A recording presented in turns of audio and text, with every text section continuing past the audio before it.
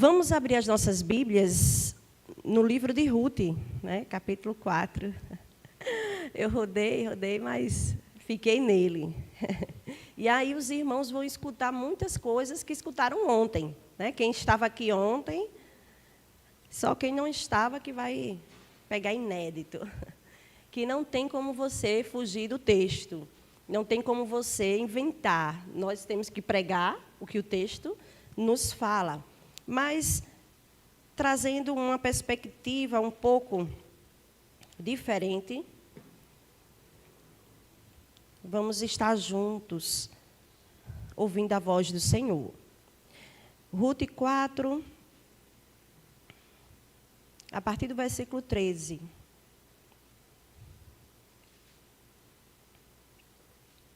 Todos acharam? Assim Boaz recebeu Ruth, e ela passou a ser a sua mulher. Ele teve relações com ela, e o Senhor concedeu que ela ficasse grávida e tivesse um filho. Então as mulheres disseram a Noemi: bendito seja o Senhor, que não deixou hoje de lhe dar um neto, que será o seu resgatador. Que o nome dele venha a ser famoso em Israel.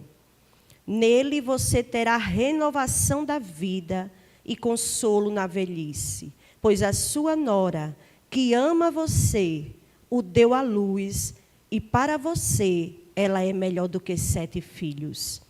Noemi pegou o menino no colo e passou a cuidar dele. As vizinhas lhe deram nome, dizendo: nasceu um filho para Noemi, e o chamaram de Obed. Este veio a ser o pai de Jessé, pai de Davi. E estas são as gerações de Pérez. Pérez gerou Esrom, Esrom gerou Rão, Rão gerou Aminadab, Aminadab gerou Naazon, Naazon gerou Salmão, Salmão gerou Boaz, Boaz gerou Obed, e Obed gerou Jessé, e Jessé gerou Davi. Amém? Amém? Vamos fechar os nossos olhos mais uma vez e orar ao Senhor. Senhor Deus e Pai, nós te exaltamos na beleza da tua santidade nesta noite, Pai. E estamos aqui diante da tua santa palavra. E queremos te clamar nesta noite, que tu possa falar aos nossos corações, segundo a tua vontade. Aquilo que tu queres que nós escutamos, Pai, fala conosco nesta noite, ó Deus, pois precisamos da tua palavra, precisamos ouvir a tua voz, que teu Espírito Santo possa abrir o nosso entendimento e o nosso coração, e que possamos receber esta palavra e aplicá-la em nossas vidas, em nome de Jesus. Amém. O verdadeiro Redentor. E aí eu trouxe um subtema que diz o seguinte: os caminhos misteriosos da redenção.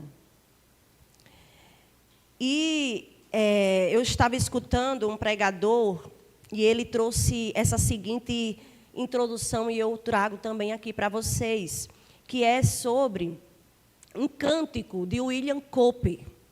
Não sei se vocês já ouviram falar. E o cântico que uma certa vez ele escreveu, um dos trechos do cântico diz: Deus se move por caminhos misteriosos. O nome da música é Misterioso é o Nosso Deus. Esse canto que é um canto presbiteriano, e ele é cantado sempre nas igrejas presbiterianas. A letra desse cântico é uma poesia que foi escrita pelo William Cope. William Cope, ele era um importante poeta britânico ali do século XVIII. Não sei se vocês já tiveram a oportunidade de ler sobre ele, ler as poesias dele. Eu tive já a oportunidade. John Pipe, inclusive, tem um livro que ele vai falando sobre alguns desses poetas daquela época, do século XVIII, e fala sobre William Cope. Cooper se converteu aos 30 anos de idade, mas durante toda a sua vida, ele enfrentou aquilo que hoje nós conhecemos como depressão. Naquela época era chamado de melancolia, mas hoje nós conhecemos como uma depressão fortíssima. A poesia foi escrita, essa poesia foi escrita quando Cooper tinha 42 anos. Na época, ele morava sozinho e passava por uma de suas crises na ocasião, uma crise fortíssima. Então, em uma noite, ele escreveu uma carta de despedida, chamou um táxi, que na época era uma carruagem, e pediu para ser levado a uma ponte que ficava sobre o rio Uz. O plano era pular e dar fim à sua própria vida. Mas naquela noite a cidade foi tomada pelo nevoeiro, assim, tremendo.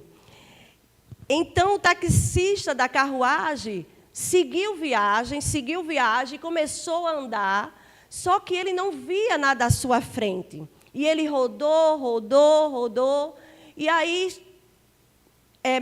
foi tomado pelo cansaço e disse: olha, seu corpo, infelizmente, eu vou ter que pedir para que o senhor saia da carruagem, porque eu não consigo chegar ao destino, pois eu não tenho como ver, e, infelizmente, eu peço que o senhor saia. Cooper desceu e percebeu que estava a poucos metros da sua própria casa. Ele entrou, rasgou a carta de despedida e escreveu essa música que fala dos caminhos misteriosos de Deus. E aí ele diz: misteriosos feitos são as obras do meu Deus. Caminha sobre o temporal. O vento e o mar são seus. Está no oculto a trabalhar, muito hábil, sem falhar. Os seus desígnios faz valer quão grande é o seu poder. Meu Deus, confio em ti. Meu Deus, confio em ti. E ele escreveu essa música. Na verdade, uma poesia que virou uma música. E um dos trechos também diz: conflito, a luz brilhando na escuridão. E é o nome do poema, né, que ele compôs. E, meus queridos, Deus se move por caminhos misteriosos. Amém? Essa providência redentora que é vista na vida de William Cooper é, sem dúvidas, irmãos, a mensagem central do livro de Ruth. E Ruth, como foi falado ontem muito bem pela missionária Giliane, Ruth é uma história de amor, mas não é apenas uma história de amor entre um homem e uma mulher, como as histórias que nós encontramos em alguns romances, em algumas séries, filmes, né, que nós assistimos. Não, Ruth é a história de um amor infinitamente maior que se materializa na história desse casal. Ruth é, na verdade, sobre o mover de Deus na história, preparando os caminhos para a manifestação do seu amor por nós na pessoa de Jesus Cristo, o nosso Redentor. E esse final do livro de Ruth deixa isso muito claro de um modo bastante singular. E é o que nós veremos durante a mensagem. No início do capítulo 4, só para recordarmos, podemos ver como Boaz ele adquiriu o direito sobre as terras de Noemi. E também o direito de se casar com Ruth. E esta cena que abre aqui o capítulo 4 exemplifica um princípio que foi enunciado pelo próprio Senhor Jesus Cristo, a respeito de como as coisas funcionam no seu reino. Interessante, o princípio de que o reino de Deus, quem quiser salvar a sua vida, vai acabar o quê? perdendo-a. Mas quem deseja, ou pelo menos quem se dispõe a perder a sua vida por causa de Jesus, termina salvando a sua vida.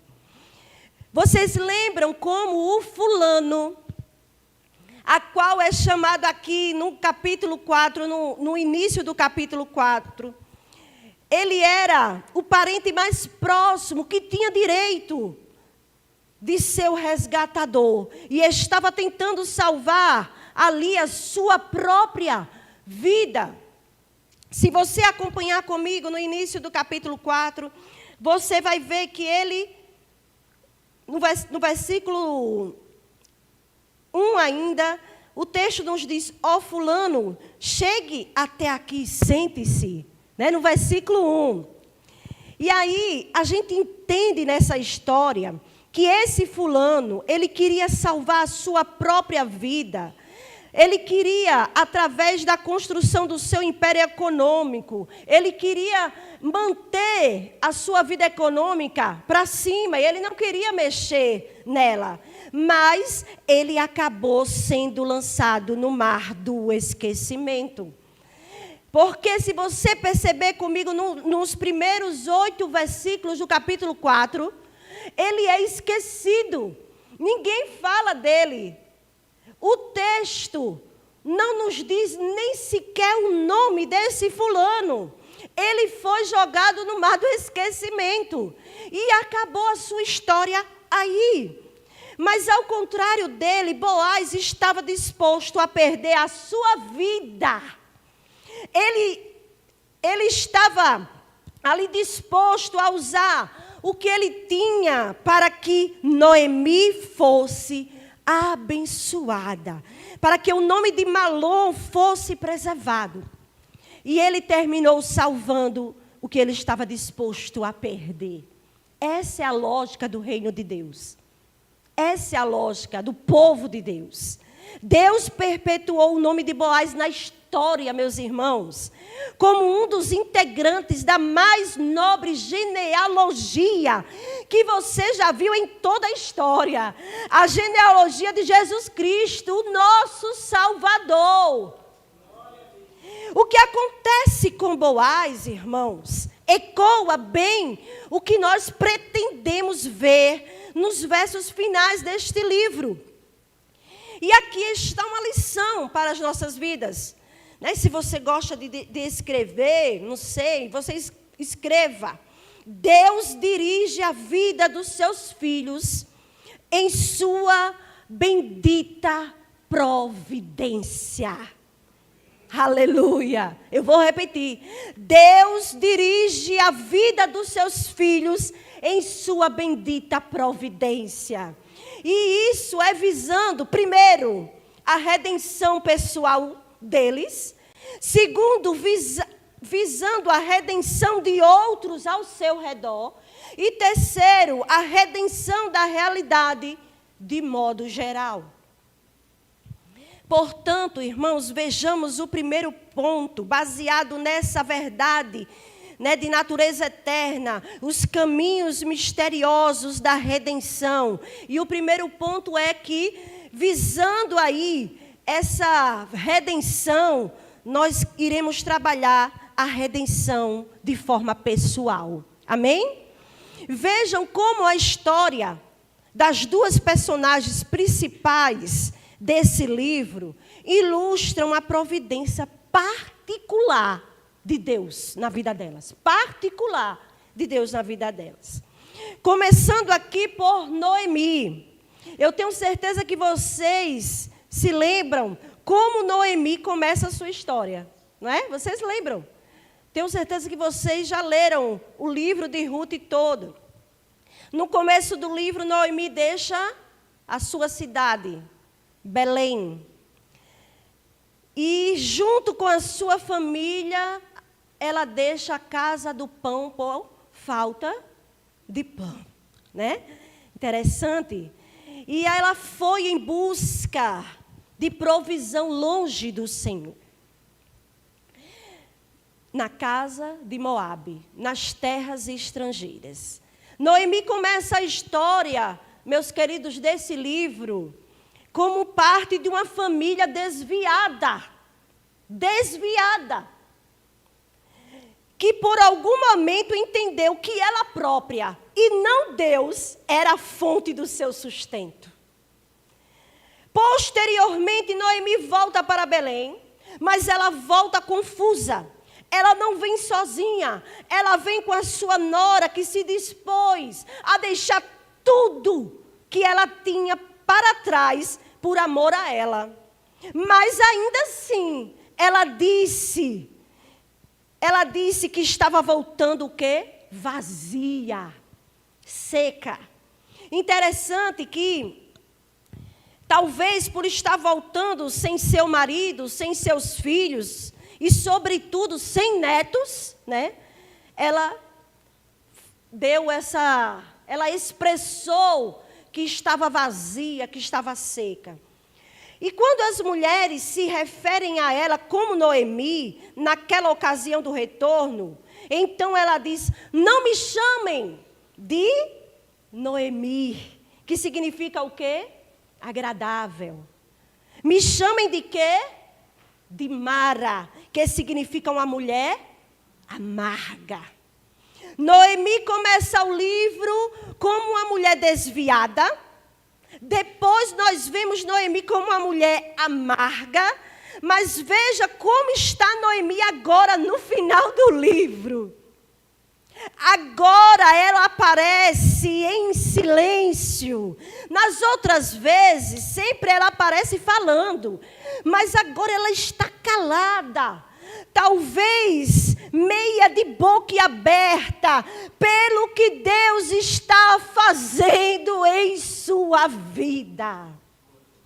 Ela está carregando nos braços um neto, e ela está sendo celebrada entre as mulheres, aquelas mesmas mulheres que fofocaram sobre ela ali no início, quando ela retornou de Belém. Ciente que ela tinha uma nora que a amava muito, a ponto de dizer para ela que sua nora era melhor que 7 filhos, aquelas mulheres declaram perante ela, no versículo 15. E aí o texto diz: nele você terá renovação da vida. Olha mesmo. Consolo na velhice, pois a sua nora que ama você o deu à luz. E para você ela é melhor do que 7 filhos. Percebam, irmãos, aqui, que Noemi passou da condição de filha desviada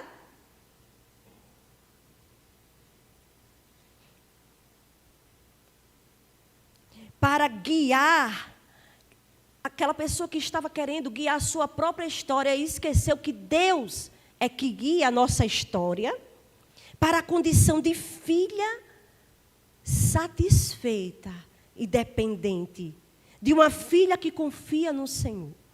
E quantas vezes nós fazemos isso? Nós pensamos que nós que comandamos as nossas vidas, e queremos fazer as nossas próprias vontades e tomar os nossos próprios caminhos.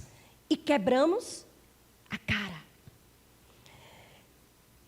Quero lembrar para você que o caminho pelo qual tudo isso aconteceu com Noemi foi um caminho difícil que ela passou.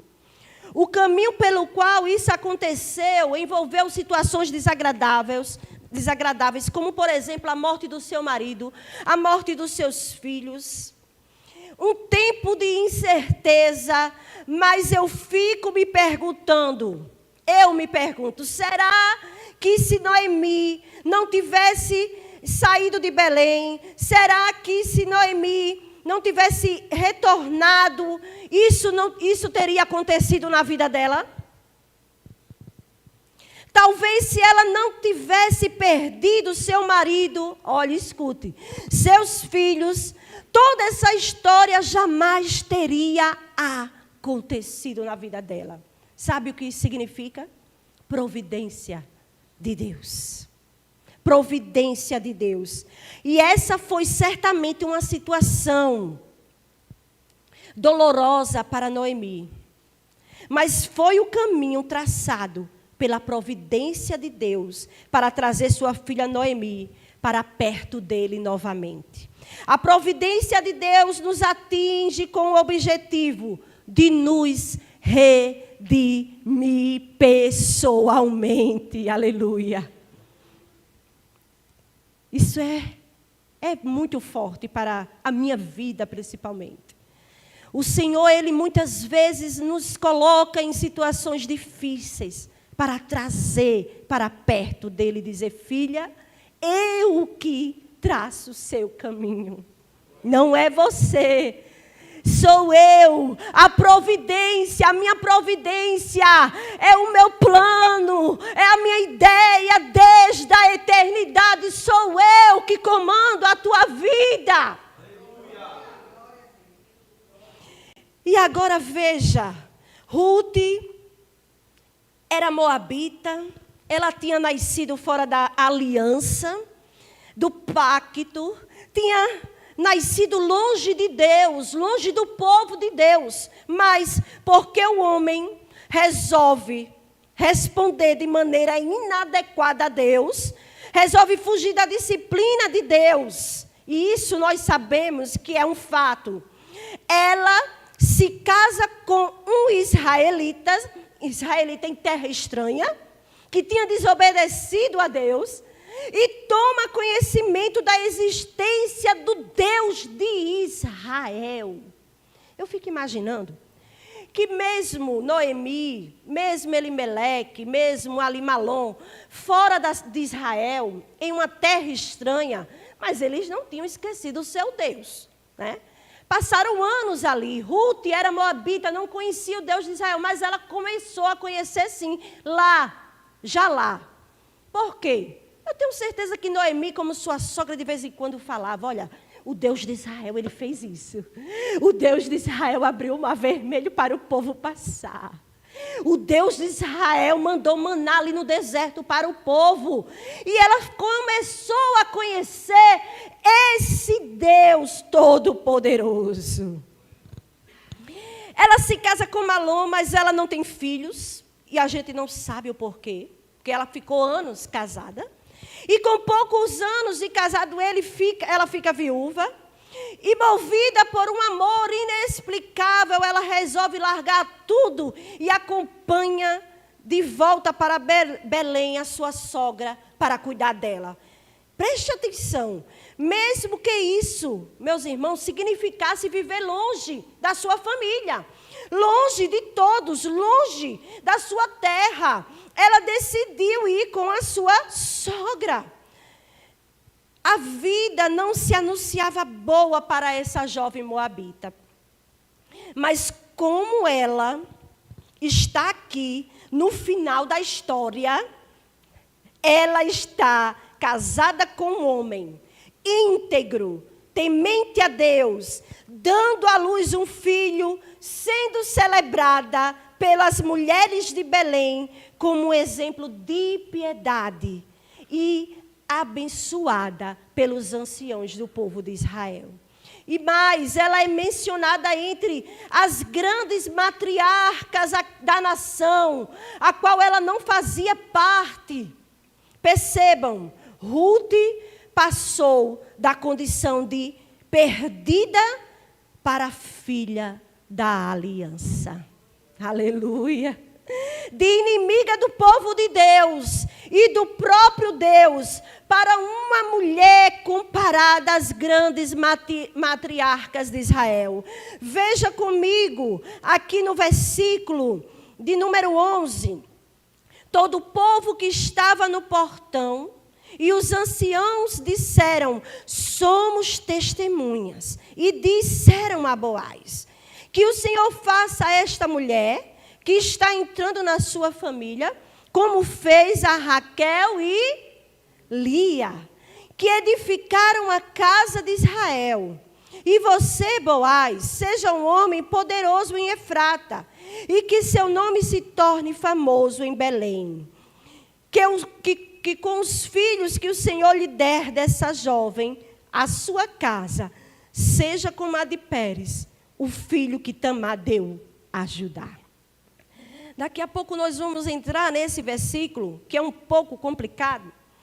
Mas o caminho pelo qual tudo isso aconteceu na vida de Ruth envolveu também coisas difíceis, como a fome em Belém, o pecado da família de Elimeleque, a morte prematura do seu marido, a rejeição por parte do fulano que não quis resgatar Ruth.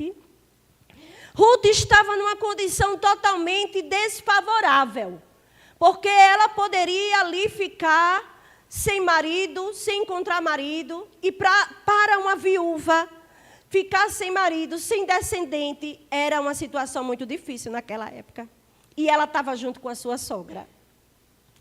Todas essas coisas faziam parte do caminho, escute, do caminho traçado pela providência de Deus.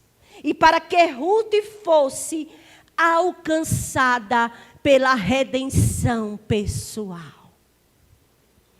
A providência de Deus, meus irmãos, guia a nossa vida, guia nossos passos com um objetivo imediato: redimirmos e se somos eleitos dele, nós seremos redimidos por eles. Aleluia.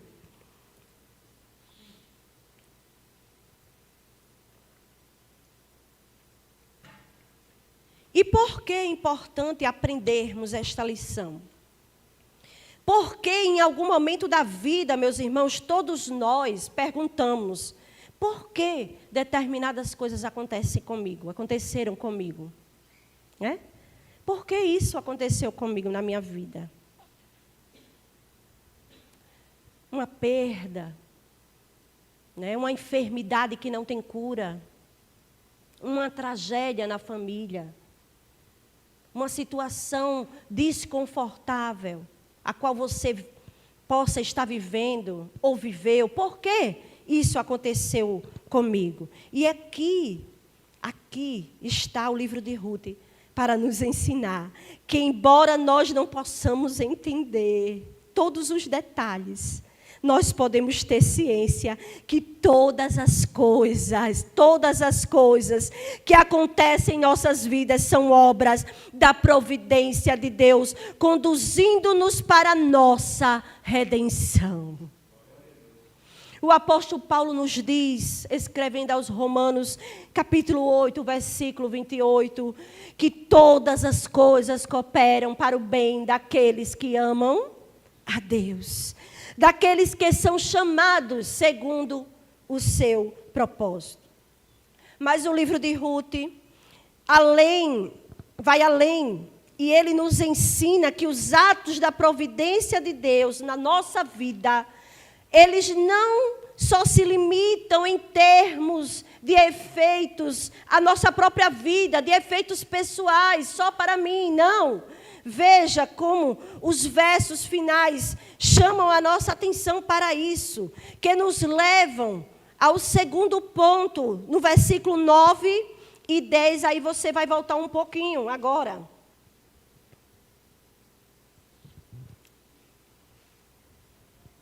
Então Boaz disse aos anciãos e a todo o povo: hoje vocês são testemunhas de que comprei de Noemi tudo que pertencia a Elimeleque, a Quilion e a Malom. E também tomo por mulher Ruth, a Moabita, que foi esposa de Malom, para perpetuar o nome deste sobre a sua herança, para que este nome não seja exterminado dentre seus irmãos e do portão da cidade. Hoje vocês são testemunhas disso. Se fosse hoje, né, quando o casamento ele é encarado como meio de autorrealização, talvez os anciãos respondessem a essas palavras de Boaz, dizendo: isso, querido, seja feliz, se puder. Lembrei do filme agora. Seja feliz, se puder. Ou então aproveite, porque tudo passa rápido demais, meu filho. Né? O que importa é o amor. Né? O que importa é você ser feliz. Se o amor acabar, seja feliz. Mas vejam como os anciãos respondem a Boaz. No versículo 11 e 12. Novamente a gente vai ler até a gente se cansar. Todo o povo que estava no portão e os anciãos disseram: somos testemunhas. E disseram a Boaz: que o Senhor faça a esta mulher que está entrando na sua família, como fez a Raquel e Lia, que edificaram a casa de Israel. Que você, Boaz, seja um homem poderoso em Efrata, e que o seu nome se torne famoso em Belém. Que com os filhos que o Senhor lhe der dessa jovem, a sua casa seja como a de Pérez, o filho de Tamar, que Tamar deu a Judá. Eu quero que você perceba que o desejo dos anciãos em relação ao casamento de Ruth e Boaz não diz respeito apenas ao casal em si. Ao invés disso, eles desejam que o casamento deles fosse uma bênção para as pessoas ao seu redor, que é justamente o segundo ponto, a redenção de outros ao nosso redor. Amém? Os caminhos misteriosos de Deus nos levam à redenção pessoal e também à redenção de outros ao nosso redor. Né? E aí a gente, meus irmãos, entende aqui que diferença da maneira como nós costumamos ver o casamento em nossos dias, não é mesmo? Perceba que frequentemente quando nós pensamos no casamento, nós pensamos para dentro. Escute. Como se o casamento fosse apenas o benefício do casal ou dos filhos, só entre eles. Mas essa não é uma maneira bíblica de enxergar o casamento. É verdade que o casal ele é beneficiado quando ele cultiva ali o seu relacionamento, quando eles se casam. Mas biblicamente falando, quando o homem e uma mulher se unem, eles se unem para glorificar a Deus. Glorificar a Deus. E mais, para o bem de outras pessoas. Para abençoar outras pessoas através da sua vida. Alguns casamentos, isso é verdade, estão morrendo porque não cultivam, né, entre si, no relacionamento ali entre si pessoal. Isso é um fato, infelizmente.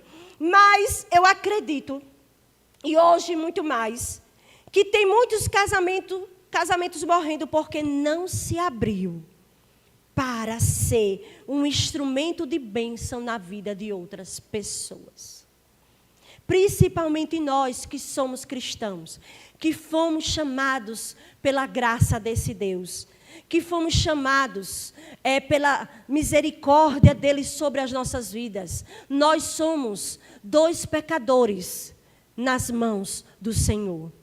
Né? Eu e meu esposo somos 2 pecadores que estamos tentando viver a vida aqui nesta terra passageira, mas devemos viver sempre para glorificar o nome do Senhor. Isso se dá porque nós queremos, muitas vezes, só o bem nosso. Somos egoístas. Queremos estar bem, pregamos uma realidade de felicidade que não existe, de forma alguma. A nossa felicidade, ela se dá em Cristo Jesus. Em Cristo Jesus. Porque se a nossa felicidade, ela estiver firmada em pessoas, nós iremos cair. Queremos construir apenas para nós mesmos. Queremos fazer as coisas apenas para nós mesmos. E nós não temos, irmãos, tamanho, estatura. Como diz um teólogo, ele diz, olha, nós não temos tamanho, estatura suficiente para suportar algo tão nobre quanto o casamento, que é o reflexo de Deus e os seus relamentos ternos e a maneira como ele se relaciona com a sua igreja, com o seu povo. Nós não temos, se não for ele cuidando de nós, se não for ele à nossa frente, se não for ele no meio do nosso casamento. E o desejo desses anciãos aqui é o desejo que o casamento de Boaz e Ruth fosse um casamento abençoador para outras pessoas. Que Deus, abençoando-os, pudesse fazer com que sua bênção fluísse a partir deles e pudessem atingir outras pessoas. Interessante isso, porque a gente vê a resposta dos anciãos aqui para eles. E eles usam aqui alguns elementos de comparação histórica para expressar esse desejo. Basicamente 2 ele usa. E um mais difícil, né, que está no versículo 11, quando os anciãos dizem um fácil e outro difícil. Né? O do versículo 11, ele diz assim, que o Senhor faça com Ruth o que fez com Raquel e Lia. Quem eram Raquel e Lia? Quem era? Esposas de Jacó. 2 matriarcas. E qual foi o papel dessas mulheres na história do povo de Israel? Elas deram à luz aos homens de quem descenderam as 12 tribos de Israel. Então, quando os anciãos usam essa comparação, eles estão como que dizendo que Ruth, a moabita, ocupe um lugar tão importante na vida da nossa nação, quanto ocuparam essas 2 mulheres do passado, Raquel e Lia. Esse é o desejo que eles têm para o casamento deles, que é o casamento deles, que a união desses 2 seja uma união de bênção para todos ao redor, e não só ali em Belém, mas toda a nação de Israel pudesse ser abençoada através do casamento deles. Mas uma outra comparação no verso 11 é com os filhos que o Senhor lhe der dessa jovem, a sua casa seja como a de Pérez, o filho de que Tamar deu a Judá. Irmãos, e quem conhece essa história, isso é uma menção curiosa, porque essa história foi um acontecimento meio sombrio, né? Um acontecimento meio tenebroso na história de Israel. Se você não conhece a história de Judá e Tamar, depois você pode ler lá em Gênesis 38. E você vai se assustar com a quantidade de pecado em um só lugar, em uma só família. Eu estava lendo, um tempo desse, um livro, que o título é Famílias Imperfeitas, Graça Perfeita. E ele vai traçando justamente isso. As famílias das Escrituras, né, e mais as do Antigo Testamento, e vai mostrando o que se passava, o que acontecia, porque a gente olha para as Escrituras e a gente pensa que muitas vezes esses personagens foram personagens perfeitos. Mas não, foram personagens que erraram, se desviaram dos caminhos do Senhor muitas vezes, mas o Senhor, Ele trazia de volta para si. E aí a gente, se existe, né, como dizer que uma família, né, concentra em um só lugar uma quantidade exagerada de pecado, Gênesis 38 é a prova disso. Como entender, então, essa menção pelos anciãos a esse caso de Gênesis 38? Como? Eu creio, irmãos, aqui, e também junto com alguns teólogos, que essa menção tem pelo menos 2 objetivos diferentes. E aí eu trago a ideia de um teólogo, de um comentarista, certo? O primeiro é ressaltar, através de um contraste, a nobreza da atitude de Boaz. Quem era Tamar?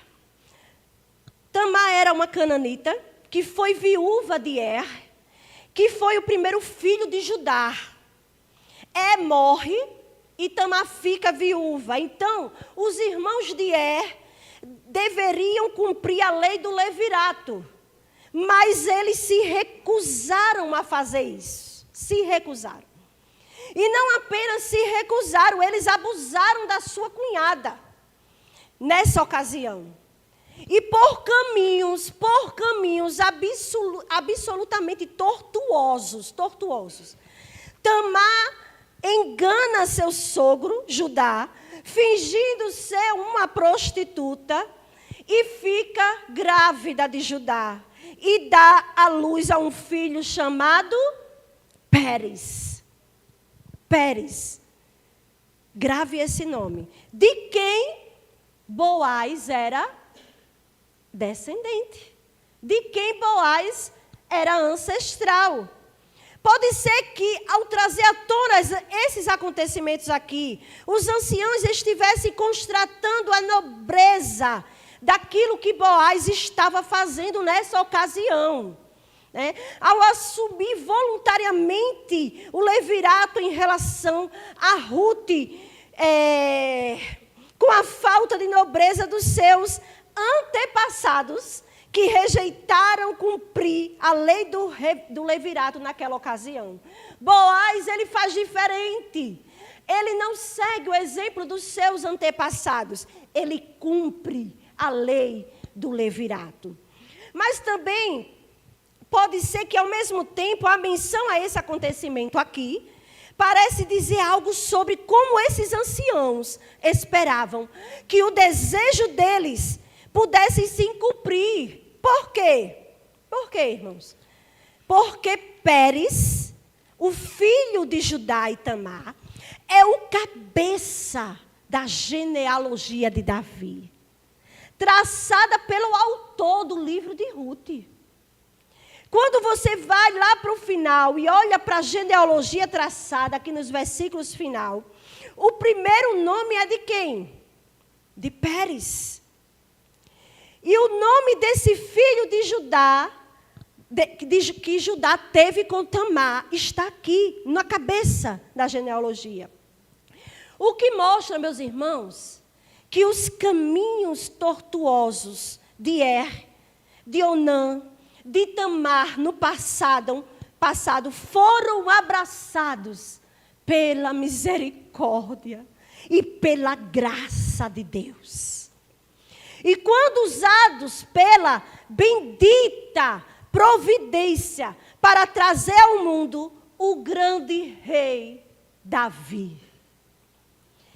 E ao comparar os filhos de Ruth e Boaz a Pérez, os anciãos aqui estão como dizendo, olha, queira Deus que a sua família seja a escolhida. Para quê, irmãos? Veja, havia uma promessa, que o Messias viria através da tribo de Judá. Mas eles não sabiam ainda de qual família da tribo se daria. É como se os anciãos estivessem dizendo, olha, queira Deus que aquilo que aconteceu com Pérez, a ponto de trazer a linhagem de Davi, aconteça com você e Ruth. E através da linhagem da família de vocês, venha a esperança de Israel, o Redentor Jesus. Vejam, irmãos, Deus estava fazendo algo um pouco maior na vida de Ruth e Boaz. Preste atenção. Deus estava fazendo algo que eles não podiam perceber ainda naquela ocasião. E quem parece ter percebido isso ainda melhor foram as mulheres de Belém. Veja o verso 13. Que diz o verso 13? Assim Boaz recebeu Ruth e ela passou a ser a sua mulher. Ela teve relações com ela e o Senhor concedeu que ela ficasse grávida e tivesse um filho. Então as mulheres disseram a Noemi: bendito, que é o lema de vocês, louvado seja, né? Que não deixou hoje de lhe dar um neto, que será o resgatador. Que dele venha a ser famoso, que o nome dele venha a ser famoso em Israel. Essa afirmação, Deus permitiu que ela ficasse grávida e tivesse um filho, somada à comparação com Raquel e Lia, e com a informação de Ruth, que a informação de Ruth não tinha filhos, que não teve filhos ali com Malom, né? Embora ela tivesse ficado casada por algum tempo, tem levado alguns comentaristas e estudiosos a supor que talvez Ruth fosse estéril. Estéril. E se isso for verdade, irmãos, o ato de Boaz aqui amplia ainda o seu significado para nós. Por quê? Porque para que mesmo Boaz aqui está se casando com Ruth. Para quê? Ele está se casando com Ruth, se ela é estéril e não podia dar filhos. Ele está se casando para que ela tivesse filhos, para que ela desse uma descendência a Malom, que o nome de Malom fosse o quê? Preservado. E se ela era estéril, o ato de Boaz é um ato de fé, irmãos, é um ato de fé. O autor do livro de Ruth está nos colocando de frente aqui com uma situação cheia de precedentes na história. Cheia de precedentes na história bíblica. Um homem velho e uma mulher estéril. Lembra vocês alguma coisa? Lembra? Quem? Abraão, Sara. Olha mesmo. E aí, milagrosamente, ela tem o ventre aberto por Deus. Para quê? Para deixar ela... Eu fico pensando aqui, uma pausa na mensagem, mas eu escrevo a mensagem e às vezes eu não entendo a minha própria letra. Não sei se acontece com vocês isso.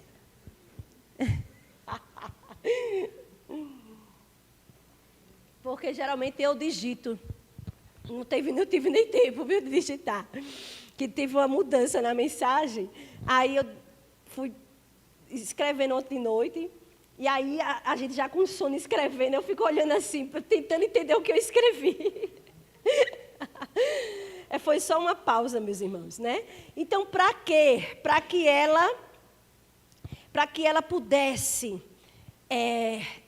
ter filho, o filho que iria fazer parte da descendência ali, da genealogia de Davi e posteriormente do nosso Redentor. Um grande milagre que foi realizado pelo Senhor. Boaz se casa com Ruth e tem um filho, e aquelas mesmas mulheres louvam a Deus, e elas expressam também aqui o seu desejo, dizendo que o nome dele seja conhecido em todo Israel. Irmãos, nessas palavras das mulheres, fica muito claro aqui a relação entre a dimensão particular e a dimensão coletiva da providência de Deus. O primeiro ponto foi a redenção pessoal. O segundo foi a redenção, o quê? Vocês já esqueceram. A partir para abençoar os outros ao nosso redor, né? E aí aqui fica claro essa questão. Quando as mulheres elas declaram e dizem assim, olha, que o nome deles seja conhecido em todo Israel, não era algo só particular deles, de Ruth e Boaz. Não, o filho deles seria conhecido por todo Israel. E aí fica muito claro como aquilo que Deus faz na vida e na história individual e de determinados personagens, né, que tem um efeito que transcendem a vida deles, particulares, para abençoar a vida de outros ao seu redor. Percebam, as mulheres chamam a criança de redentor. Ora, não era Boaz o redentor? Né? Até agora nós estávamos tratando Boaz como redentor. Mas as mulheres chamam agora a criança de redentor. E declaram que particularmente essa criança seria o redentor de Noemi. Como assim? Como? Ele não é filho de Ruth? Perceba, Boaz já é velho. Boaz não demoraria muito a se encontrar com o Senhor. Ele não viveria muito tempo. E quando isso de fato chegasse, quem haveria de cuidar dela, de Noemi? Seria um menino que acabava de nascer, Obed. Aqui está a evidência da providência de Deus em relação a Noemi, em relação ao particular de Deus com Noemi. Mas o que as mulheres declaram aqui também, meus queridos, elas declaram que a influência daquele menino seria mais abrangente para a glória de Deus. Quando os anciãos falam na porta da cidade a respeito da fama de Boaz, escute, eles falam, seja você poderoso em Efrata, e seu nome se torne famoso em Belém. Belém. Aquele povoadozinho. Mas as mulheres se referem à criança como?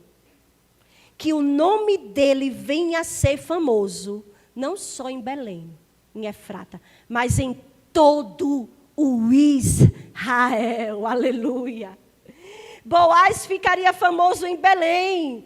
Obed ficaria famoso em todo o povo de Deus. E hoje você está ouvindo falar sobre ele, tá ou não tá? Ele ficou famoso ou não? Todo o povo de Deus conhece a história dele. Deus estava fazendo algo maior, irmãos.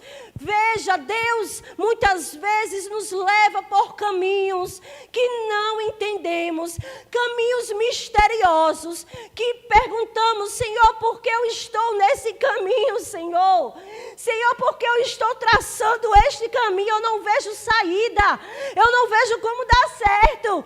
Eu estou vendo só aí a escuridão, mas o Senhor, Ele vê muito além de nós. O caminho que o Senhor, Ele traçou para a sua vida é um caminho de paz, de amor, para a eternidade junto com Ele. Vejam, as mulheres declaram ter nascido filho a Noemi. Que interessante, e o filho não é de Ruth? Já disseram aqui que o filho era de Noemi. Providência pessoal de Deus para ela, mas elas nomeiam esse filho de Obed, que significa servo, para mostrar como aquele menino,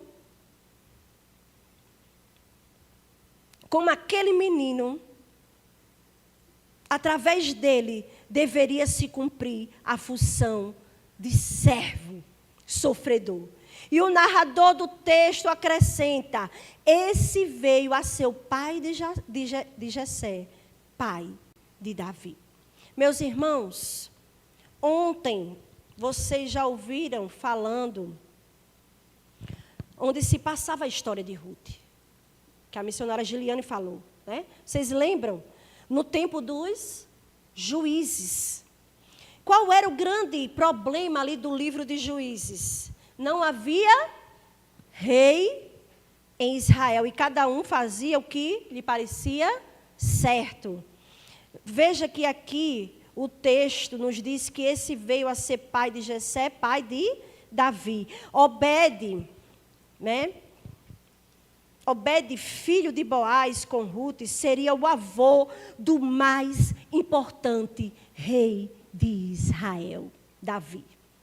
Pense nisso. Nenhum dos personagens aqui sabiam disso. Você sabe a história final, mas eles não sabiam a sua história final. Só nós temos o privilégio de saber o que estava acontecendo. Eu tenho até que horas?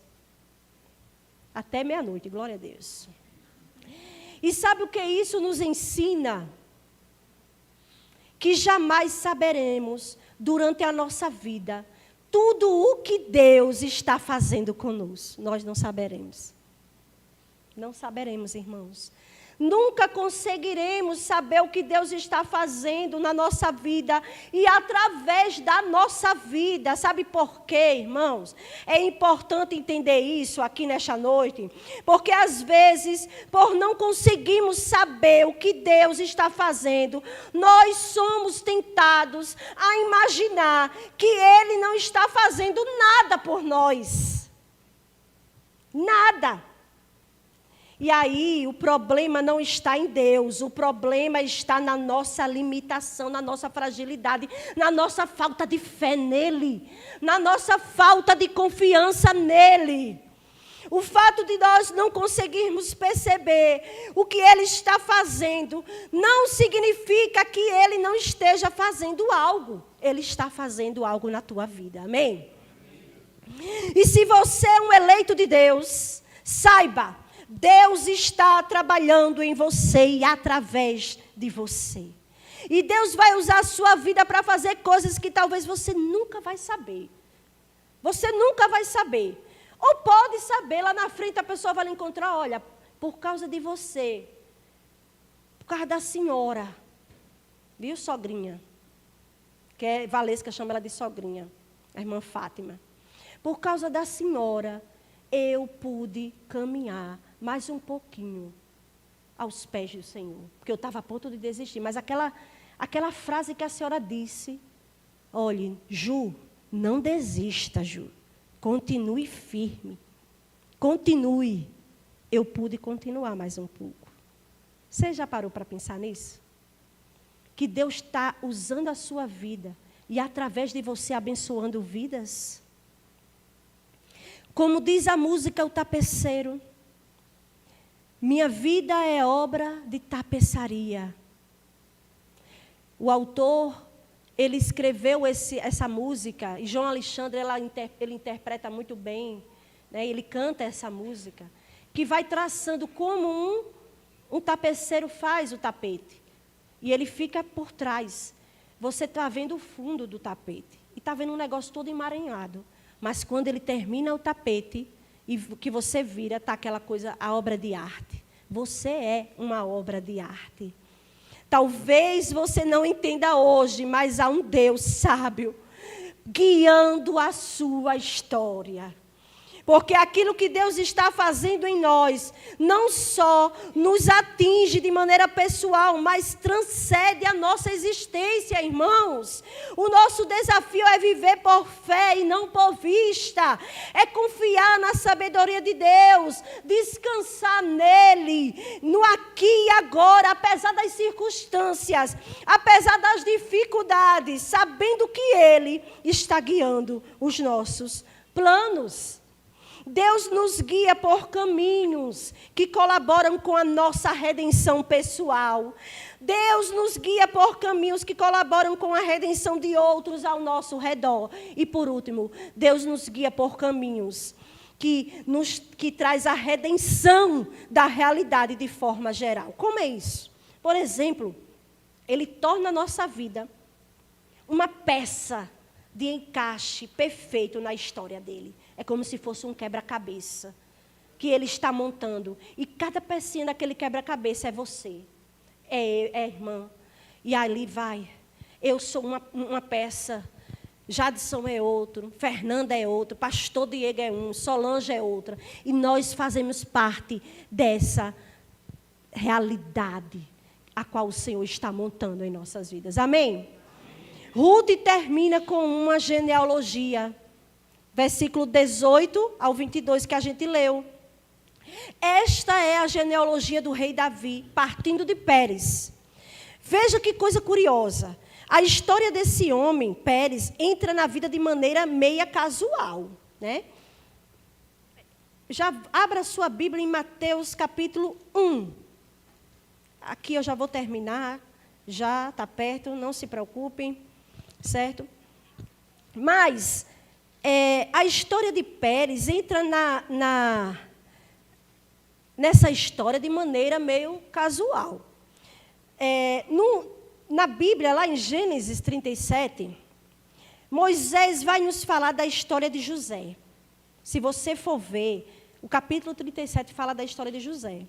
Só que aí ele termina o versículo, o último versículo do capítulo 37, e vai para o capítulo 38, que entra, né? Moisés registra a história terrível envolvendo Judá e Tamar. Essa história sombria, né? Com tantas coisas terríveis que acontecem ali entre aquela família. E aí o capítulo termina com o nascimento de Pérez, o capítulo 38. E aí no capítulo 39, Moisés retoma a história, é como se ele estivesse retomando a história do capítulo 37, né, que estava acontecendo ali, a história de José. Ele continua no capítulo 39. Perceba que é como este capítulo, ele está fora de ordem. É como se ele estivesse fora de ordem aqui. Pérez simplesmente aparece nesse capítulo 38 e desaparece da história. E logo depois que nasce, ele desaparece da história. Você não vê mais falando sobre ele. E aí podemos nos perguntar, o que esse capítulo 38 está fazendo aqui? O que esse personagem, aparentemente insignificante, está fazendo aqui? E quando nós chegamos a Ruth, irmãos, nós descobrimos que Pérez foi o ancestral do rei Davi. E descobrimos que o propósito daquela narrativa, o propósito daquele personagem, é mostrar a providência de Deus operando na história através de pessoas reais e concretas em benefício do povo de Israel, dando a este povo um grande rei. Nada acontece por acaso na nossa vida, nada, irmãos, nada. Mas a pergunta é, isso é tudo, então? Claro que não. Ruth vai até Davi na genealogia. É ou não é? Ela termina em Davi. Era o que o autor podia fazer até então. E era suficiente para o seu propósito original do livro. Mas nós que conhecemos a história, sabemos que, por maior que Davi tenha sido, ele não era o verdadeiro rei. Ele também precisava de um redentor, assim como eu e você. E o redentor nos foi dado anos depois, nessa mesma vila de Belém. Nessa mesma vila de Belém, o Redentor, Jesus Cristo de Nazaré. E você se lembra como a Bíblia começa contando a história dele em Mateus 1?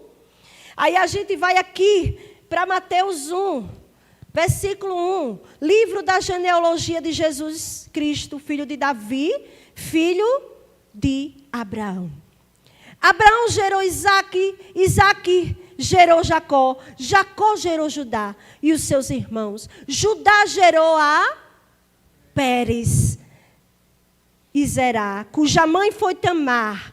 Pérez gerou Esrom, Esrom gerou Arão, Arão gerou Aminadab, Aminadab gerou Nazon, Nazon gerou Salmão, Salmão gerou Boaz, cuja mãe foi Raabe, Boaz gerou Obed, cuja mãe foi Ruth.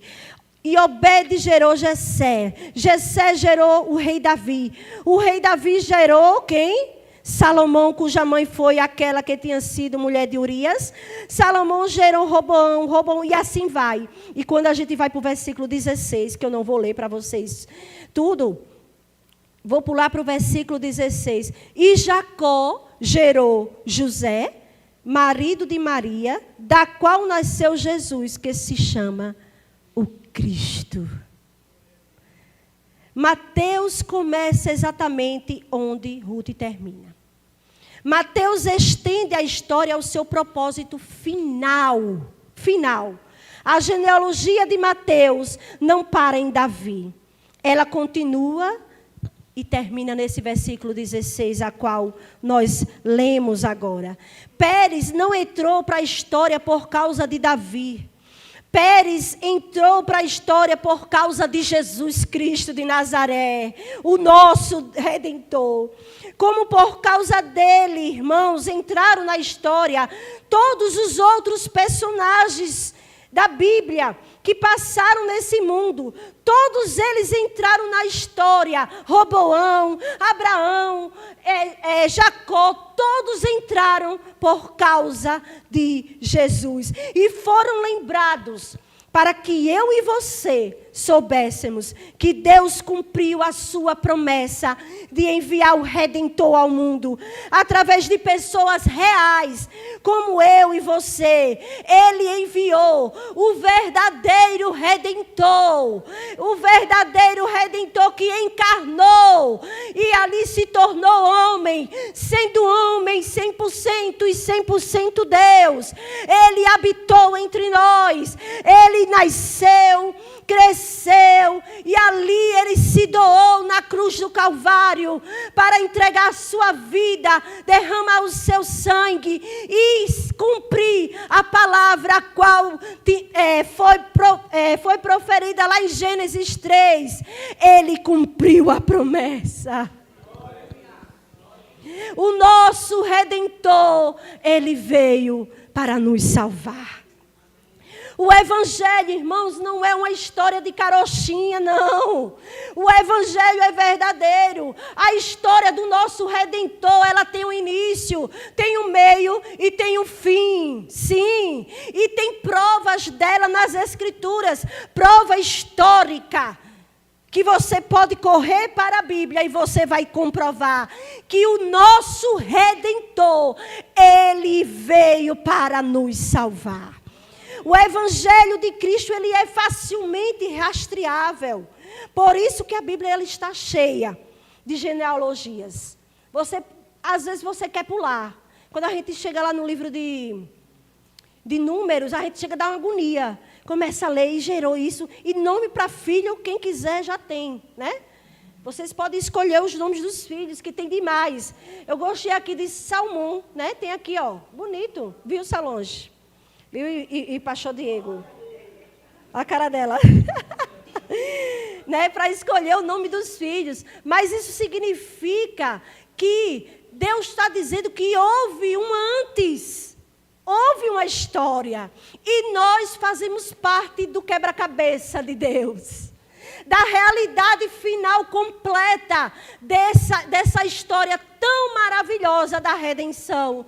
Que tem o Redentor, Jesus Cristo, o verdadeiro Redentor.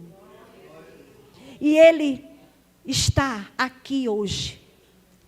Ele está aqui hoje e Ele pode salvar a sua vida se você ainda não teve um encontro com Cristo. Ele continua a redimir vidas. Ele continua a libertar vidas que estão presas no pecado. Essa é a função do nosso verdadeiro Redentor. Amém? Assim como aconteceu com William Cowper.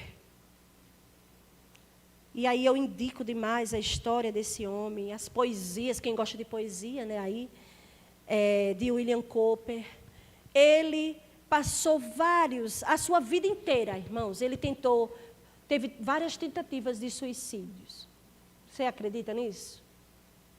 Muitas vezes nós queremos demonizar essa doença, né, a depressão, mas ela é uma doença igual a outra.